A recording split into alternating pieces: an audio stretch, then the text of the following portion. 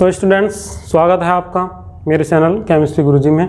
और आइए देखते हैं जो टॉपिक हमने कल छोड़ा था उसे अब वहीं से कवर करते हैं।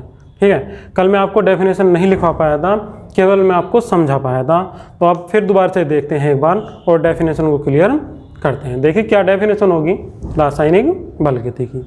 ठीक है, ये देखिए रासायनिक बलगति की डेफिनेशन हो जाएगी, रासायनिक बलगति की रसायन विज्ञान की वह शाखा है जिसके अंतर्गत रासायनिक अभिक्रियाओं पर ताप, दाब, उत्प्रेरक सांद्रता आदि के कारण अभिक्रिया के वेग में होने वाले परिवर्तन का अध्ययन किया जाता है। ठीक है, ये हम कल ही से बार बार समझ चुके हैं, बार बार मैं आपको इस बात को एक्सप्लेन भी कर चुका हूँ। उसके बाद हमने पढ़े थे अभिक्रियाओं के प्रकार। अभिक्रियाएँ हमने वहाँ 4 प्रकार की पढ़ी थी।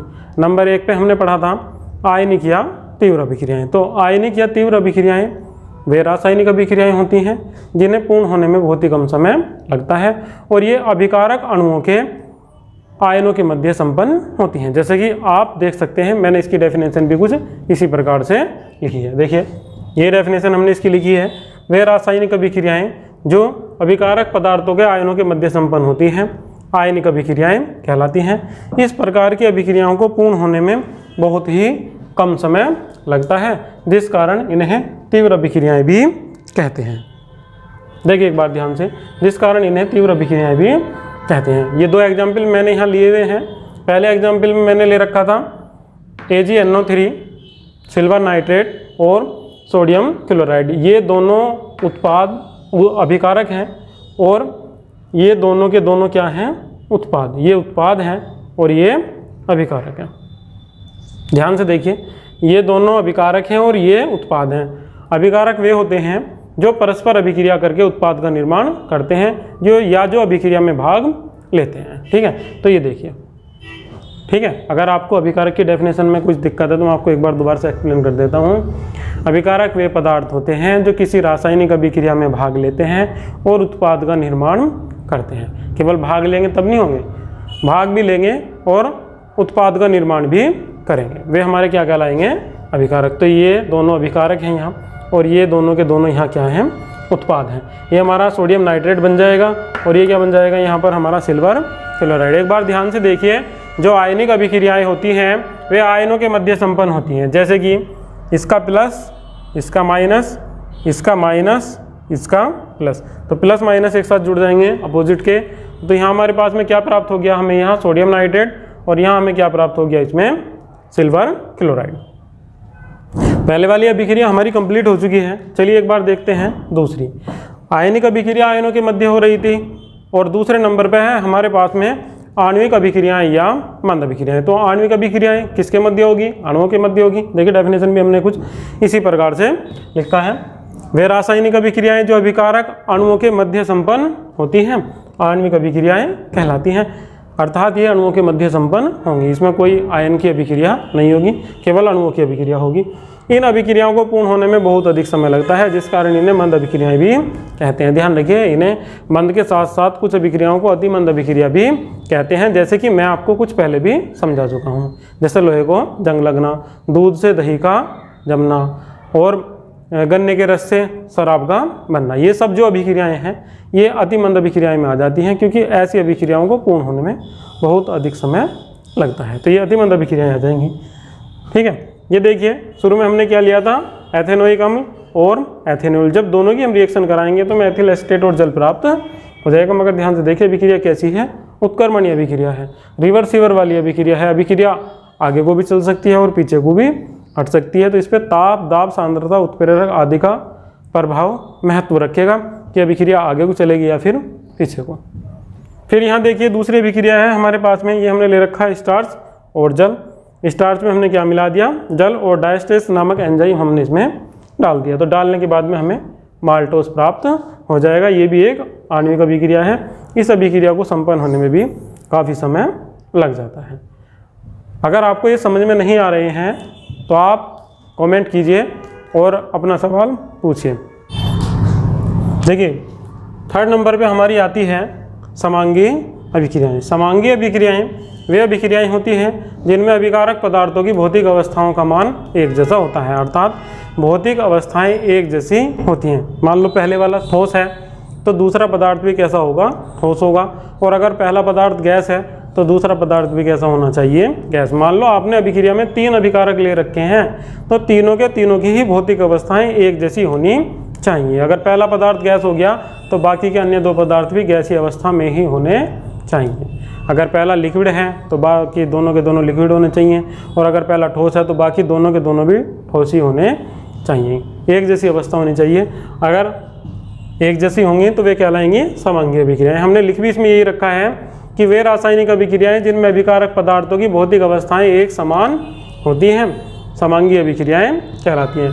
ये देखिए N2 गैस है और H2 भी यहाँ कैसा है, गैस। दोनों के दोनों गैसीय अवस्था में हैं, नाइट्रोजन भी और हाइड्रोजन भी। तो अभिक्रिया हमारी किस प्रकार की हो गई है, समांगीय। मैं यहाँ आपको एक चीज़ और समझा दूँ, जब आप समांगीय और विषमांगीय अभिक्रियाओं का एग्जाम्पल समझाएं तो इनकी जो स्टेट है गैस प्लस गैस, ये जरूर दिखाएं, ठीक है, वरना हमारी रिएक्शन यहाँ गलत हो जाएगी जब हम समांगीय विषमांगीय अभिक्रिया समझा रहे हैं।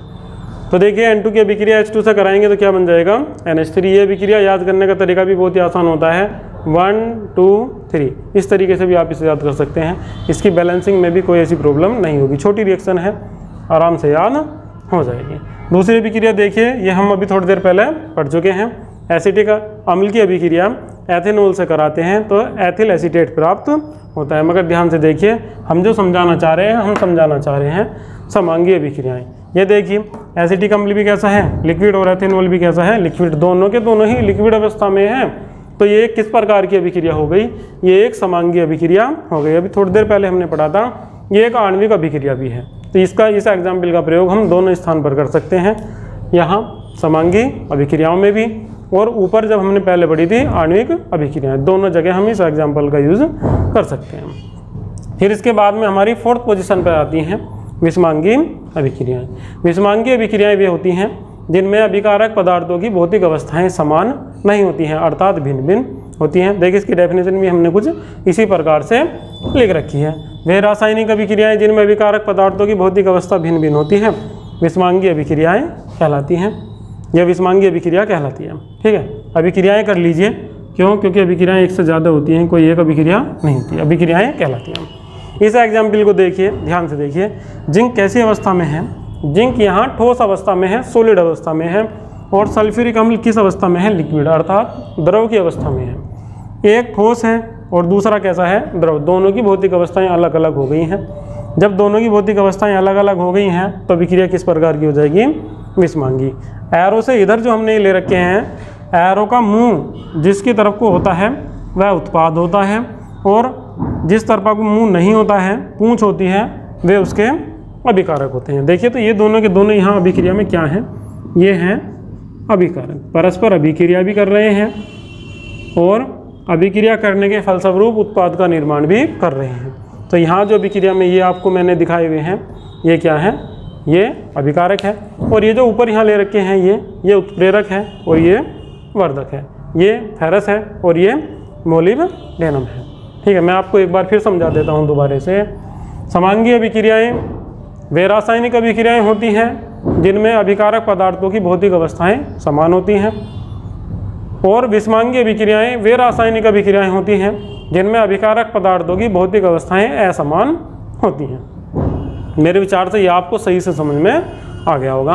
अब हम पढ़ते हैं अगला टॉपिक, अभिक्रिया का वेग, रेट ऑफ रिएक्शन। अभिक्रिया का वेग, अभिक्रिया का वेग हम कल भी समझ चुके हैं। कोई अभिक्रिया दौड़ती नहीं है, अभिक्रिया केवल पूर्ण होती है, और पूर्ण होने की ही जो उसकी दर होती है उसे हम क्या कह देते हैं, अभिक्रिया का वेग। अभिक्रिया का वेग को अब हम समझाएंगे कैसे, इसकी डेफिनेशन किस प्रकार से होगी। चलिए एक बार इसकी डेफिनेशन देख लेते हैं। तो देखिए एक बार देख लेते हैं डेफिनेशन अभिक्रिया के वेग की। मैं आपको पहले भी समझा चुका हूँ कि अभिकारक या उत्पाद की सांद्रता में परिवर्तन की दर को ही क्या कह देते हैं, अभिक्रिया का वेग। जिस प्रकार से अभिकारक पदार्थ धीरे धीरे घटता रहता है और उत्पाद पदार्थ धीरे धीरे बढ़ता रहता है, उसके घटने बढ़ने को समय के साथ जो परिवर्तन हो रहा है उसे हम क्या बोल रहे हैं, दर। देखिए मैंने इस प्रकार से इसकी 2 डेफिनेशन आपको दिखाई है, आपको जोन सी भी अच्छी लगे आप उसे याद कर सकते हैं। पहले डेफिनेशन देखिए, अभिकारक या उत्पाद अणुओं की सांद्रता में परिवर्तन की दर को ही अभिक्रिया का वेग कहते हैं। हमारे इस फॉर्मूले से, इस डेफिनेशन से ये फॉर्मूला बन जाएगा, अभिक्रिया का वेग किसके बराबर होगा, अभिकारक या उत्पाद की सांद्रता में परिवर्तन बटे समयांतराल के। ये डेफिनेशन हमारी आएगी इससे। पर अगर समयांतराल का मान 1 हो, अर्थात 1 इकाई हो, 1 घंटा हो, 1 मिनट हो, 1 सेकंड हो, तब क्या होगा, 1 की वैल्यू रखना चाहेंगे रख सकते हैं, नहीं तो उससे कोई फर्क यहाँ नहीं पड़ने का है। तो इसकी आप दूसरी डेफिनेशन बना सकते हैं कि यदि समय कैसा हो, एकांक हो। तो मैंने यहाँ दूसरी डेफिनेशन लिख दी कि एकांक समय में अभिकारक या उत्पाद की सांद्रता में परिवर्तन को ही अभिक्रिया का वेग कहते हैं। ध्यान रखिए, अगर मैं इसका मान 1 रख दूंगा तो 1 किसी के भी नीचे होता है, सबके नीचे 1 होता है, उससे कोई फर्क नहीं पड़ता। तो इसका मान 1 हो जाएगा, तो अभिक्रिया का वेग किसके बराबर हो जाएगा, अभिकारक या उत्पाद की सांद्रता में परिवर्तन के। ठीक है, ये डेफिनेशन हो जाएगी इसकी। ठीक है, तो डेफिनेशन आपको समझ में आ गई होगी। अभिकारक या उत्पाद की सांद्रता में परिवर्तन की दर को ही अभिक्रिया का वेग कहते हैं। और यदि समय का मान एकांक कर दिया जाए, समय का मान 1 कर दिया जाए, तब अभिकारक या उत्पाद की सांद्रता में परिवर्तन को ही क्या कह देंगे, अभिक्रिया का वेग। चलिए अब इसके एग्जाम्पल समझते हैं अभिक्रिया के वेग के। इसमें अब हम कोई एग्जाम्पल लेंगे और एग्जाम्पल से लगातार समझेंगे।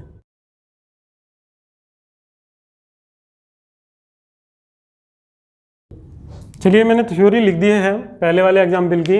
हमने मान लिया कि हमारे पास में कोई रासायनिक अभिक्रिया है जिसमें अभिकारक A से उत्पाद B बनता है। तो देखिए ये अभिक्रिया किस प्रकार की होगी। ये अभिक्रिया कुछ आपको इस प्रकार से लिखी हुई पाएगी, A2B। ये A क्या है, A अभिकारक है और B क्या है, उत्पाद। A अभिकारक है और B क्या है, उत्पाद। अब मैं यहाँ अपने पास से मान लूँगा, यहाँ मैंने मान लिया कि जब समय t बराबर कितना था, 0। जब समय 0 था तो अभिकारक पदार्थ A के A मोल थे और उत्पाद B के 0। अभी अभिक्रिया प्रारंभ नहीं हुई है स्टूडेंट्स। जब अभिक्रिया प्रारंभ होगी तब जाके B के मोल बनने प्रारंभ होंगे। अभी अभिक्रिया प्रारंभ नहीं है क्योंकि हमने समय कितना ले रखा है, 0। t बराबर 0 है तो ये अभिक्रिया अभी प्रारंभ नहीं हुई है। अब हम t की कुछ वैल्यू रख देते हैं। हमने रख दिया t बराबर t सेकेंड। अब अभिक्रिया को कुछ समय हो गया है और मान लीजिए कि उत्पाद के x मोल बन गए, 0 मोल हैं और उत्पाद के अब कितने बन गए हैं, x मोल। तो यहाँ अभिकारक पदार्थ के कितने मोल बच गए भाई, A minus x mole, A minus x mole ही तो बचेंगे। देखिए पहले इसके कुल कितने मोल थे, A, इसके कितने मोल थे, 0, 0 मोल थे इसके। और अब उत्पाद के मोलों की संख्या कितनी हो गई है, अब उत्पाद के मोलों की संख्या हो गई है x। तो क्या हुआ, इसमें से x कम ना करना पड़ेगा। जब ये x बन गया तो इसमें से x कम करना पड़ेगा। और कम करने के बाद में आप इसे कैसे लिखोगे, बीजगणितीय योग है। ये कोई 1 2 3 नहीं है कि हम इसमें से घटा दें कि 4 में से 2 गए तो 2 बच गए, 3 में से 1 गया 2 बच गए, कुछ ऐसे नहीं है। बीजगणितीय योग है। तो हम क्या काम करेंगे, a में से x को घटा के यहाँ लिख देंगे। तो यहाँ क्या लिखा जाएगा, a माइनस एक्स। तो अब मोलों की संख्या बचे हुए की कितनी है, a माइनस एक्स है। अब जो बचे हुए मोल हैं उनकी संख्या a माइनस एक्स है। चलिए अब अभिक्रिया की दर निकाल लेते हैं। इसकी दर में मान लेता हूँ RA और इसकी दर में मान लेता हूँ RB। अभिकारक A की दर में मान लेता हूँ RA और उत्पाद B की दर में मान लेता हूँ RB और निकालना प्रारंभ करते हैं अभिक्रिया की दर को। देखिए RA बराबर किसके हो गई, अभी अपने अभिक्रिया में अभिक्रिया के वेग की अभी हमने डेफिनेशन पढ़ी है। अभिकारक या उत्पाद की सांद्रता में परिवर्तन की दर को अभिक्रिया का वेग कहते हैं। और इसका एक हमने फॉर्मूला भी पढ़ा है। फॉर्मूला था अभिकारक या उत्पाद की सांद्रता में परिवर्तन बटे समयांतराल। तो अब आप ध्यान से देखिए, अभिकारक के लिए हम निकाल रहे हैं तो अभिकारक की सांद्रता बाद में कितनी रह गई, a माइनस एक्स। प्रारंभ में कितनी थी, माइनस में ही लिखना पड़ेगा, सांद्रता में कितना परिवर्तन हुआ। तो कैसे निकाल देंगे, चलिए इसे आप मत लिखिए 1 मिनट के लिए, ये लिख लीजिए अंतिम सांद्रता माइनस प्रारंभिक सांद्रता।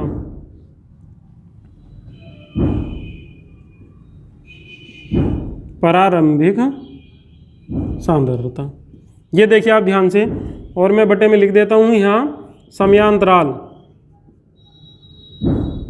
समयांतराल ये देखिए ध्यान से अब आप इसमें, तो यहाँ हमारे पास में जो अंतिम सांद्रता है वो कितनी है, A माइनस एक्स मोल है और जो प्रारंभिक सांद्रता है वो कितना है, A मोल। और समयांतराल क्या है, समयांतराल को ध्यान से देखिए स्टूडेंट, यहाँ देखिए यहाँ कितना है t और यहाँ कितना है 0। समय पहले कितना था 0 और बाद में कितना हो गया t। तो समय अंतराल भी कैसे निकल जाएगा, अंतिम समय माइनस प्रारंभिक समय। यहाँ देखिए माइनस का है और यहाँ ए प्लस का है, कट जाएंगे। तो किसके आ गया, माइनस के एक्स अपॉन टी, किसके इक्वल आ गया, ये आर ए के। तो मैं यहाँ क्या लिख दूंगा बच्चों, यहाँ हम लिख देंगे R A equal to minus X upon T. ये हमारे पास में आ गई है समीकरण 1। जिस प्रकार से हमने आर ए की निकाली है वैल्यू, दर निकाली है हमने अभिकारक पदार्थ ए के लिए, ठीक उसी प्रकार बी के लिए भी अभिक्रिया की दर निकाल लेंगे। देखिए किस प्रकार से निकाल देंगे, तो हम यहाँ लिख देंगे अब इसमें आर बी। अब आर बी किसके इक्वल होगा, देखिए स्टूडेंट्स, आर बी किसके इक्वल होगा, अंतिम सांद्रता माइनस प्रारंभिक सांद्रता के। जब आप ए निकाल लोगे तो ए की सांद्रता लोगे, और जब आप बी निकाल लोगे तो आप सांद्रता बी की ही लोगे। तो यहाँ आर बी किसके इक्वल हो जाएगा भाई, यहाँ हो जाएगा एक्स माइनस जीरो। ये तो हो गया अंतिम सांद्रता माइनस प्रारंभिक सांद्रता। अब समय अंतराल भी तो लेना पड़ेगा आपको। यहाँ से देखिए अंतिम समय माइनस प्रारंभिक समय, तो ये भी लेना पड़ेगा यहाँ आपको, टी माइनस शून्य, तो इक्वल टू किसके हो गया, एक्स अपॉन टी, किसके इक्वल हो गया, आर बी के। ये समीकरण बन गई थी 1 और ये समीकरण बन गई है 2। ध्यान से देखिए ये समीकरण है 1 और ये समीकरण है 2, मगर आप केवल एक चीज का अंतर कर गए, मैं इस माइनस को इससे हटा देता हूँ और यहाँ लगा देता हूँ। अब ध्यान से देखिए x अपॉन टी, यहाँ भी क्या है x अपॉन टी, दोनों में x अपॉन टी है, इसका मतलब माइनस आर ए बराबर किसके हैं, आर बी के। अब हम यही लिख देंगे, समीकरण 1 से लिखेंगे, समीकरण 1 व 2 से, सॉरी समीकरण 1 व समीकरण 2 से। देखिए समीकरण 1 व समीकरण 2 से क्या आ जाएगा, माइनस आर ए किसके इक्वल हो जाएगा, आर बी के। मैं यहाँ आपको ये बताना चाह रहा था, हमने अभिक्रिया में पढ़ा था, अभिकारक या उत्पाद की सांद्रता में परिवर्तन की दर को अभिक्रिया की दर कहते हैं। मैं आपको यहाँ केवल ये समझाना चाह रहा था कि दो वर्डों का यूज कैसे कर लिया, अभिकारक या उत्पाद, दोनों की सांद्रता में एक जैसा परिवर्तन होता है या नहीं। मैं यहाँ आपको यही समझाना चाह रहा था। ध्यान से देखिए, यहाँ प्लस में मान है और यहाँ माइनस में, परंतु दोनों के दोनों ही कैसे हैं, एक दूसरे के इक्वल हैं, एक दूसरे के बराबर है। मैं आपको ये समझाना चाह रहा था।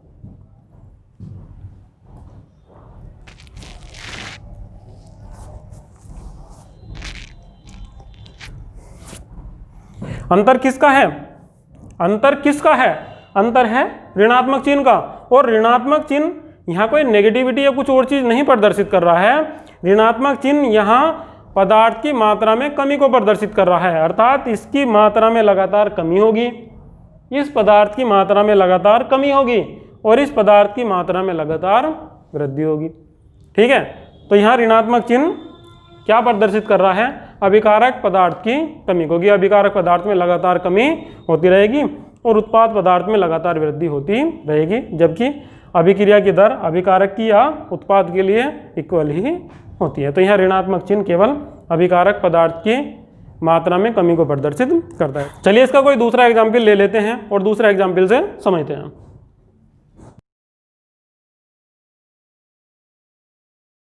ये हमारे पास में है एग्जाम्पल 2।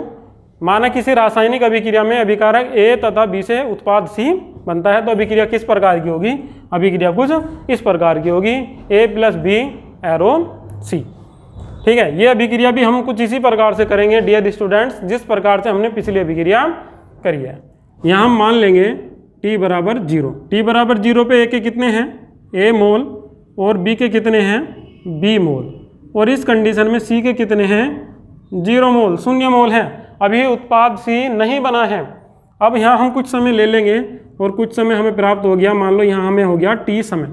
अब हमने देखा कि C के कितने बन गए, X मोल, C के कितने बन गए हैं, X मोल, तब A के कितने मोल बचेंगे, A माइनस एक्स, और B के कितने बचेंगे, B माइनस एक्स। यहाँ रह जाएंगे A माइनस एक्स मोल और यहाँ रह जाएंगे B माइनस एक्स मोल। अब आप सोच रहे होगे डियर स्टूडेंट्स, बच्चे बहुत ज़्यादा समझते हैं, बहुत ज़्यादा सोचते हैं कि एकदम से कैसा हो गया। सोच रहे होंगे कि यहाँ एक x है और यहाँ मैंने 2 बार x लिख दिया है। आप एक बात थोड़ी सी इमेजिन कीजिए और दिमाग से सोचिए, जब A और B दोनों एक साथ मिल जाएंगे, एक साथ मिलने के बाद में बनाएंगे C, ये C अकेला ही A और B के बराबर है। जब मैं C का x लूँगा तो ये C का अकेला x ही B और A के x के बराबर होगा। आपको A में से भी x निकालना पड़ेगा और B में से भी x निकालना पड़ेगा, तब जाके सी का एक्स बनेगा। ठीक है, तो यहाँ कोई कन्फ्यूजन मत रखना कि ये दोनों जगह 2x आ गई, वहाँ 1x आ गया, तो यहाँ कोई कन्फ्यूजन आपको नहीं होनी चाहिए। सी का एक एक्स ही बी और ए के दोनों के x के बराबर होगा। चलिए अब आगे करते हैं, आर ए की वैल्यू निकालते हैं। तब आर ए किसके बराबर होगा, ए की सांद्रता में परिवर्तन। अब सांद्रता में परिवर्तन कितनी होगी इसकी, अंतिम सांद्रता माइनस प्रारंभिक सांद्रता। तो अंतिम सांद्रता कितनी है, ए माइनस एक्स, और प्रारंभिक सांद्रता कितनी है, ए, और समय अंतराल कितना है, टी माइनस 0। अंतिम समय टी है, टी सेकंड है, और प्रारंभिक समय कितना है, 0। चलिए आर ए निकाल लिया है, साथ साथ आर बी भी निकल लीजिए। तो आर बी किसके इक्वल हो जाएगा, अंतिम सांद्रता माइनस प्रारंभिक सांद्रता, B minus X minus B upon अंतिम समय माइनस प्रारंभिक समय, टी माइनस भी निकाल लेंगे। तो आर सी कितना आ जाएगा, यहाँ आर सी आ जाएगा एक्स माइनस 0 अपॉन अंतिम समय माइनस प्रारंभिक समय, टी माइनस 0। ध्यान से देखिए, सी के लिए मैंने ये वैल्यू यहाँ से ली है, ये अंतिम सांद्रता है और ये प्रारंभिक सांद्रता है। तीनों की वैल्यू निकाल देंगे तो आर ए किसके बराबर हो जाएगा भाई, ए से ए कैंसिल हो जाएगा, तो माइनस के एक्स अपॉन टी हो जाएगा। माइनस को मैं इधर ले आऊँगा तो minus R A equal to हो जाएगा एक्स अपॉन, ठीक है। और यहाँ भी इसी काम को करेंगे, बी से बी कैंसिल हो जाएगा, क्या बच गया, माइनस का एक्स अपॉन टी। इस माइनस के चिन्ह को मैं इधर ले आऊँगा तो यहाँ रह जाएगा हमारा minus R B equal to X upon T. और यहाँ देखिए आप ध्यान से, एक्स में से अगर हम 0 को घटाएंगे तो एक्स ही बचेगा, सेम वैल्यू आ जाती है, और टी में से 0 को घटाएंगे तो यहाँ भी टी ही बचेगा। तो यहाँ आ जाएगा R C equal to X upon T. ये इक्वेशन हमारी थर्ड है, ये हमारी सेकंड है, और ये हमारी फर्स्ट है। तीनों को जोड़ देंगे तो जोड़ने के बाद में या दोनों तीनों की समानता कर देंगे तो क्या हो जाएगा, यहाँ आ जाएगा, जोड़ने के नहीं है सॉरी, समानता करेंगे तो यहाँ कितना आ जाएगा, minus R A equal to minus R B equal to R C. तो देखिए स्टूडेंट, इसमें एक बात ध्यान से देखिए आप, यहाँ इसमें एक चीज़ देखिए, माइनस आर ए बराबर minus R B minus equal to R C. यहाँ मैं आपको एक छोटी सी बात समझाना चाह रहा था कि उत्पाद की दर जब भी निकल के आएगी, जो उत्पाद की दर निकल के आएगी, अभिक्रिया की दर, वो हमेशा कैसी होगी, धनात्मक होगी। और अभिकारक की दर जब भी निकल के आएगी तो वह कैसी आएगी, ऋणात्मक। मैं आपको यहाँ केवल यही समझाना चाह रहा हूँ कि अभिकारक की दर जब भी निकल के आती है तो वो ऋणात्मक आती है, और उत्पाद की दर जब भी निकल के आती है वो धनात्मक आती है, अभिक्रिया की दर। ठीक है, अब इसका कोई और एग्जाम्पल लेकर समझते हैं।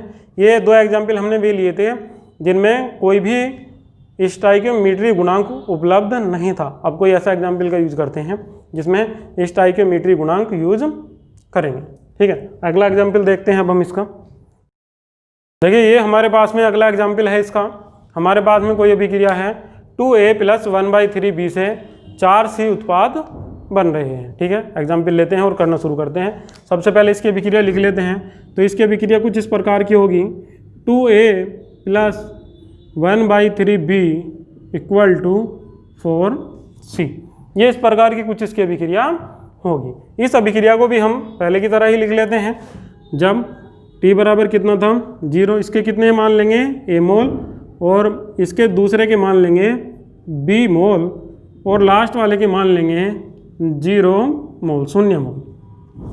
उसका अभी कुछ नहीं बना है क्योंकि अभी अभिक्रिया प्रारंभ नहीं हुई है। जब अभिक्रिया प्रारंभ होगी तब देखते हैं किस प्रकार होगी। अब हमने देखा कि t इक्वल टू कितना हो गया, अब t इक्वल टू हो गया t, अब t सेकंड आ गया। अभिक्रिया को कुछ समय हो गया है। जब अभिक्रिया को कुछ समय हो गया तो यहाँ c के मैं मान लूँगा कितना, x मोल, c के मान लूँगा मैं यहाँ x मोल। तो आप ध्यान से देखिए, जब मैं यहाँ c के x मोल मान लूँगा तो a के कितने मोल थे, a मोल, b के कितने मोल थे, b मोल। तो यहाँ a के मोल कितने बचेंगे, a के मोल बचेंगे यहाँ a - 2x, और b के कितने मोल बचेंगे, b के बचेंगे b - 1/3x मोल। इतने मोल बच गए हैं b के, और इतने मोल बच गए हैं a के। और ध्यान रखिए, जो गुणांक में होता है मोलों की संख्या लगभग उतनी ही लेते हैं। तो यहाँ मोलों की संख्या हम कितनी लेंगे, 4x। 4 की गुना में कितना है, c की गुना में कितना है, 4 है, 4 है। तो यहाँ मोलों की संख्या भी हम कितनी लेंगे, 4x। अब देखिए ध्यान से, आर ए की वैल्यू निकालिए यहाँ। आर ए किसके इक्वल हो जाएगा, A minus 2x minus A upon T minus 0। R B की वैल्यू निकाल दीजिए इन दोनों से, तो आर बी किसके इक्वल हो जाएगा, अंतिम सांद्रता माइनस प्रारंभिक सांद्रता, b minus 1/3x minus B upon T minus 0। R C निकाल दीजिए, तो आर सी किसके इक्वल हो जाएगा, 4x minus 0 upon T minus 0। Dear students, एक चीज़ और आप यहाँ देखिए, आप हो सके कंफ्यूज हो रहे होंगे कि यहाँ 4x लिख दिया है, यहाँ 1/3x लिख दिया है, यहाँ 2x लिख दिया है। मैं आपको एक चीज़ और समझाना चाह रहा हूँ यहाँ, उसे भी आप ध्यान से समझिए। देखिए मैं आपको यहाँ ये समझाना चाह रहा हूँ, ये अभिक्रिया जो हम बार बार यूज कर रहे हैं, ये बीजगणितीय अभिक्रिया है। कोई 1 2 3 4 कोई अलग से ऐसे वाली अभिक्रिया नहीं है। 4c 1/3b 2a, यहाँ केवल 2 नहीं है, 2a है। वहाँ केवल 1/3 नहीं है, 1/3b है, एक बीजगणितीय अभिक्रिया है। तो इसकी बैलेंसिंग के लिए हम क्या काम करते हैं, जितने उसके संख्या में हमें साथ में उसके दिए हुए हैं, कितने दिया हुआ है 4, कितना दिया हुआ है 1/3, कितना दिया हुआ है 2। अब आप ध्यान से देखिए, पहले की तरह ही समझिए, 4c कब बनेंगे, जब 2a प्लस 1/3b मिल जाएंगे। ये दोनों मिलकर इसके 4c बनाते हैं। मैंने यहाँ लिख दिया 4x, मैंने यहाँ लिख दिया 4x, तो ये 4x किसके बराबर होगा, ये 4x बराबर होगा किसके, इसके 1/3x के और इसके 2x के। ध्यान से देखिए, 2a प्लस 1/3b बना देते हैं, किसे बनाते हैं, 4c को, मतलब 4c इक्वल है इन दोनों के। तो यहाँ मैं 4x लिखूंगा, तो 4x किसके इक्वल होगा, 1/3x प्लस 2x के, 2x प्लस 1/3x के इक्वल हो जाएगा 4x। इस वजह से ये लिखा हुआ है, मेरे विचार से समझ में आ गया होगा।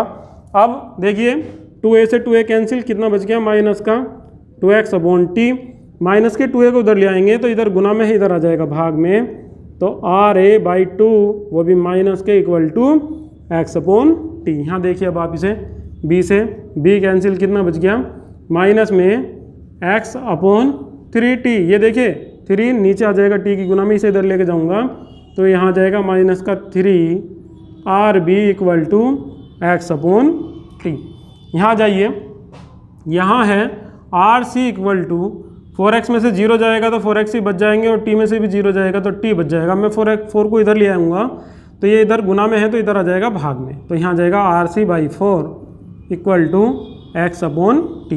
ये समीकरण 3, ये समीकरण 2 और ये समीकरण 1। समीकरण 1 2 3 से देखिए, minus RA/2 equal to minus 3 RB equal to RC/4।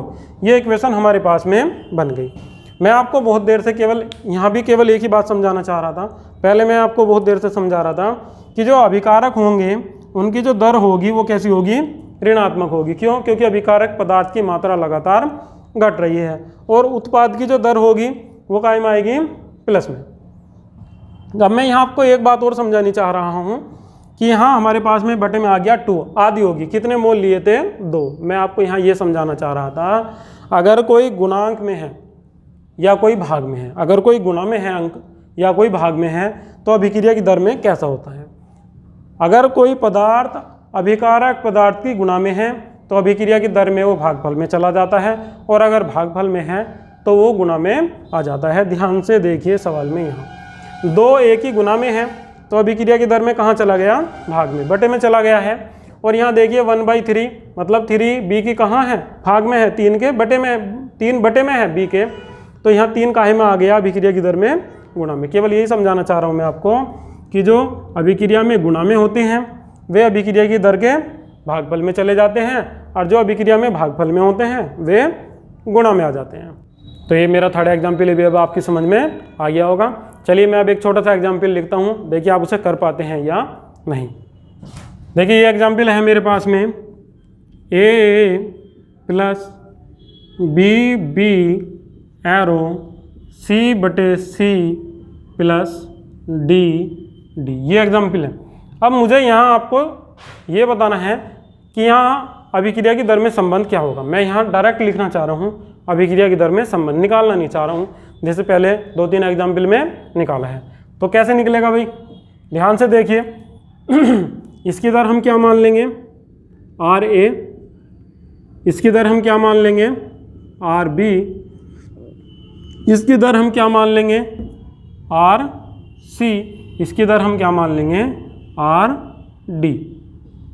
ये दर हमने मान ली, सब इक्वल रख लेंगे अभी फ़िलहाल, अभी हमारी बैलेंसिंग नहीं हुई है। बैलेंसिंग करते हैं, ये यहाँ काहे में है, गुना में, तो काहे में चला जाएगा बटे में, ये काहे में है गुना में, काहे में चला गया बटे में, ये काहे में है बटे में, काहे में आ जाएगा गुना में। और ध्यान से देखिए, ये यहाँ काहे में है, गुना में है, तो यहाँ काहे में आ जाएगा, ये आपके भाग में आ जाएगा, अपॉन डी। वैल्यू देखेंगे उसकी कि गुना में है या फिर भाग में है, वो वहाँ गुना में है तो यहाँ काहे में आ जाएगा, भाग में।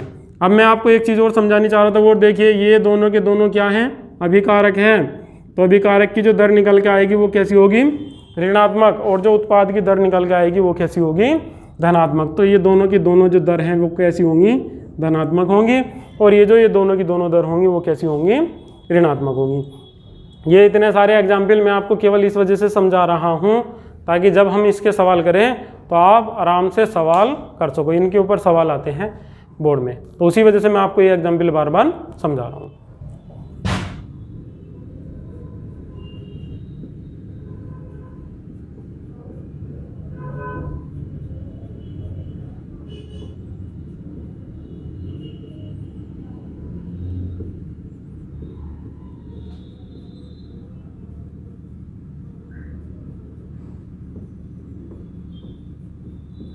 देखिए, हमारा अगला टॉपिक है वक्र द्वारा अभिक्रिया की दर ज्ञात करना। और यहाँ मैं एक वक्र बना लेता हूँ।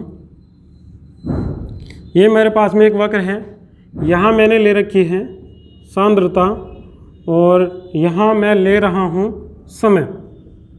यहाँ समय है और यहाँ सांद्रता, 1 2 कुछ इस प्रकार से सांद्रता ले रखी है।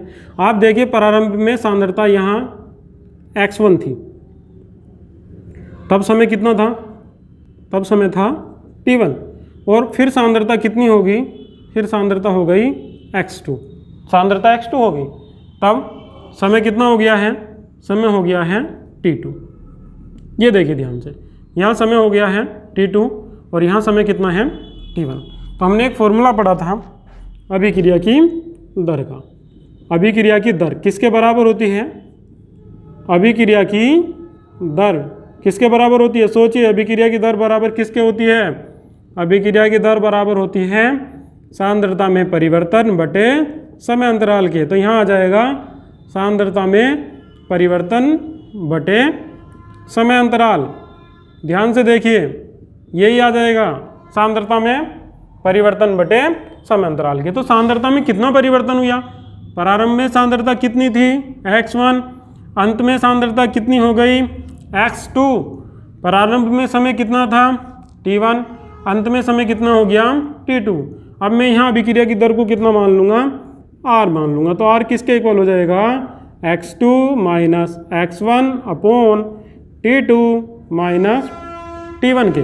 ध्यान से देखिए, दो चीज़ के अंतर को हम डिफाइन कर देते हैं x से, तो ऊपर हम कितना लिख देंगे डेल्टा x, और नीचे हम कितना लिख देंगे डेल्टा t। अगर आपको कुछ चीज़ समझ में नहीं आई है तो यहाँ लिख लीजिए डेल्टा x बराबर है x2 माइनस x1 के, और डेल्टा t बराबर है t2 माइनस t1 के, ये याद रखिए, ठीक है। तो यहाँ r किसके इक्वल हो जाएगा, r इक्वल हो जाएगा dx अपॉन dt के।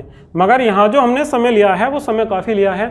अगर समय बहुत ही कम हो, किसी विशेष क्षण पर हम अभिक्रिया की दर देखना चाहेंगे, तब डेल्टा का प्रयोग नहीं करेंगे, और r इक्वल टू किसके हो जाएगा dx अपॉन dt के। क्यों, क्योंकि हम अल्प समय में देख रहे हैं, समय बहुत ही कम है, एक छोटे से पार्ट का निकाल रहे हैं, ठीक है। तो यहाँ इसकी जगह क्या लेंगे, dx अपॉन dt की जगह लेंगे, वो delta x upon delta t की जगह लेंगे dx अपॉन dt। तो dx अपॉन dt का प्रयोग करेंगे। अगर आपसे बात की जाए तात्क्षणिक अभिक्रिया के दर की, तो तात्क्षणिक अभिक्रिया के दर के अगर आप डेफिनेशन देना चाहेंगे तो कैसे देंगे। तात्क्षणिक अभिक्रिया की दर क्या है, तात्क्षणिक अभिक्रिया की दर, तात्क्षणिक को हटा दीजिए 1 मिनट के लिए और उसके बाद के वर्ड समझिए, अभिक्रिया की दर। और तात्क्षणिक का मतलब होता है तत्काल किसी क्षण, अर्थात किसी विशेष क्षण पर, ठीक है, किसी विशेष क्षण पर अभिक्रिया की दर को ही तात्क्षणिक अभिक्रिया की दर कहते हैं। ठीक है, तो आपको डेफिनेशन में कोई प्रॉब्लम नहीं होनी चाहिए। तात्क्षणिक अभिक्रिया की दर की डेफिनेशन भी अभिक्रिया की दर के जैसी ही देंगे, लिख देंगे। तो देखिए हमारा नेक्स्ट टॉपिक है वेग या अवकल समीकरण। ये हमारा नेक्स्ट टॉपिक है। ठीक है, वेग या अवकल समीकरण क्या होती है, इसके लिए भी हमने डेफिनेशन लिखी हुई है। चलिए एक बार डेफिनेशन कंप्लीट कर लेते हैं। चलिए पहले रिएक्शन से समझते हैं, डेफिनेशन अपने आप बन जाएगी। हमारे पास में ये कोई रासायनिक अभिक्रिया है MMNN + OO एरो उत्पाद। तो ध्यान से देखिए जो अभिक्रिया की दर होगी वो किसके बराबर होगी, अभिक्रिया की दर। यहाँ देखिए, ध्यान से देखिए, अभिक्रिया की दर किसके बराबर होगी, R किसके बराबर होगी, अभिकारक पदार्थों के सक्रिय द्रव्यमान के active mass of M, active mass of N और एक्टिव मास ऑफ O। और यहाँ ध्यान से देखिए, ये जो हमने ये ले रखे हैं MNO, ये कोई आंशिक गुणांक है या आंशिक गुणांक कह लीजिए आप इन्हें, और स्टोइकियोमेट्रिक बोलते हैं इन्हें। तो ये क्या काम करेंगे, जिसका भी आंशिक गुणांक उसके साथ में लिखा हुआ है उसे उसकी पावर में लिखेंगे। तो यहाँ लिखा जाएगा MMNNOO। अब हमें सम इक्वल नहीं, प्रोपोर्शनल टू, समानुपाती होगा। ठीक है, समानुपात के चिन्ह को हटा देंगे तो कोई कांस्टेंट आ जाएगा कि MMNNO।